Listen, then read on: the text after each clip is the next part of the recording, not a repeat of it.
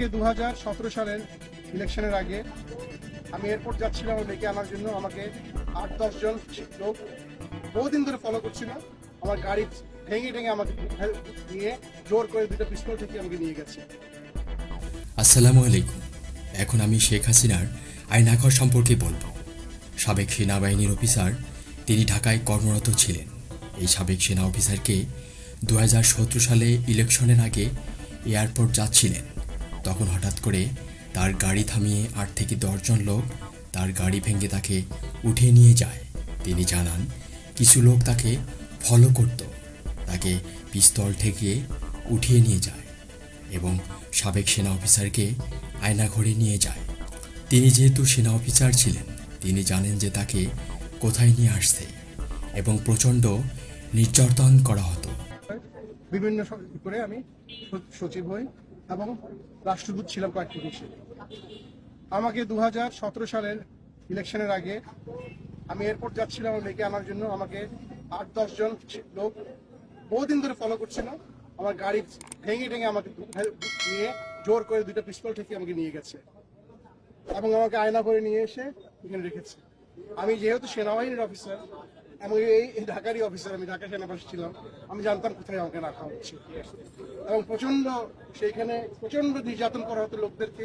কয়েকজন গুটি কয়েক আমাদের পলিটিক্যাল অফিসার যারা সেনাবাহিনীর বাণিজ্য ডুবিয়ে দিয়েছে ডিজিএফআই থেকে তারা স্বার্থান্বেষী কতজন লোক মেরেছে তারা খোদায় জানে।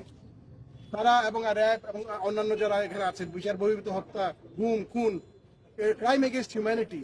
আমার দোষ কি ছিল? আমি কোনো রাজনীতি করিনি কখনো, আমি কোনো দলও করিনি, আমি সরকারি কর্মকর্তা ছিলাম একজন। আমার দোষ ছিল যে আমি লেখালেখি করতাম। আমার কলমও কি তারা কন্ট্রোল করবে? আমি তো কোনো বিদ্রোহ করতে বলি নাই, কোনো দেশের এগেনস্টে করতে বলি নাই। আমি চেয়েছিলাম ন্যায় বিচার। এই ন্যায় বিচারের জন্য কি আমাকে 16 মাস এই ডাঞ্জেন মানে কি বলে আয়না করে ফেলে রেখে মাটির তলের মধ্যে একটা অন্ধকার রুমে আমি যে কত ক্ষতিগ্রস্ত হয়েছি ফিজিক্যালি, সেটা আপনাদের বলে বোঝাতে পারবো না। শেষ এটা বলবেন, সবার মুক্তি চাই, যারা এগুলো করেছে তাদের বিচার চাই। এরা পুরো জাতির, সেনাবাহিনীর সবার জন্য একটা কলঙ্ক। এরা কি কোনোদিনই এদেরকে ছাড়া হবে না, এটাই আমার দাবি। এবং আজকে আমরা বসে আছি, তারা আমাদের মুক্তি দিবে, আমাদের সামনে আনবে, আমাদেরকে রাস্তায় যে চোখ বন্ধে ফেলে দিবে, যেরকম আমাকে ফেলেছিল সেরকম হবে না। জনতার সামনে তারা মুক্তি দিবে সবাইকে। জনগণ চায় তারা মুক্তি, এরাই হলো আসল মুক্তি সংগ্রামী। আসসালামু আলাইকুম। আমাকে গুম করে রাখা হয় এখানে, জায়গাটা খুবই কাছে। ওখানে এটা জয়েন্ট ইন্টিগ্রেশন সেল ওইটাকে ডেভেলপ করে তারা আয়নাঘর বানানো হয়। প্রচুর লোক ওখানে আটকানো আছে, মানবতা জীবনযাপন করতে, কান্নাকারি করতে, বিশ্রী এক অবস্থা। দীর্ঘদিন ধরে কানে রাতে ঘুমাইতে পারে না, টর্চার নির্যাতন চলতেছে, মুখ বন্ধ। এটা তো একটা স্বাধীন দেশে হইতে পারে না। আমরা কারো পরাধীন না, কাউকে উঠে নিয়ে রাখা যায় না এইভাবে। এই সেনাবাহিনী আমাদের গর্বের সেনাবাহিনী, স্বাধীনতার প্রতীক সেনাবাহিনী। এই সেনাবাহিনীর উপর বন্দুক রেখে কিছু অসৎ ডিজিএফআই কর্মকর্তা রাজনৈতিক সুবিধা নেওয়ার জন্য সেনাবাহিনীকে বদনামে ফেলাতে পারে না। এই লোকদেরকে চিহ্নিত করতে হবে, বিচার আনতে হবে এবং এদেরকে সবাইকে থাকতে হবে, জবাবদিহির মনে আনতে হবে। আমরা চাই ন্যায় বিচার, শান্তি শৃঙ্খলা। সেনাবাহিনী গর্বের সেনাবাহিনী থাকবে।